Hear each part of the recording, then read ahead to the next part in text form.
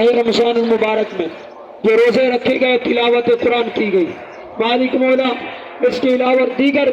نیک حسنات کی گئے، تراویح پڑھی گئی، صدقات و خیرات کیے گئے، زکوٰۃ کی ادائیگی کی گئی، میرے مالک مولا اپنی رحمت کے صدقے طفیل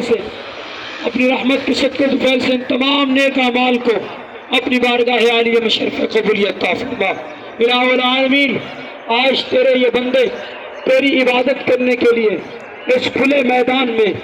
آسمان کے نیچے موجود ہیں، میرے مالک و مولا جو تیری بارگاہ میں سجدے کیے اسے اپنی بارگاہ میں قبول و منظور فرما۔ الہ العالمین، جو خلوص دل کے ساتھ محض تیری رضا کے لیے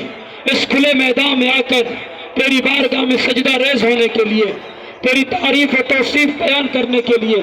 تیری حمد و ثنا بیان کرنے کے لیے، سبحان ربی العظیم کی صدا بلند کرنے کے لیے، سبحان ربی الاعلیٰ کی صدا بلند کرنے کے لیے، سمیع اللہ لمن حمدہ کی صدا بلند کرنے کے لیے، ربنا ولک الحمد کی صدا بلند کرنے کے لیے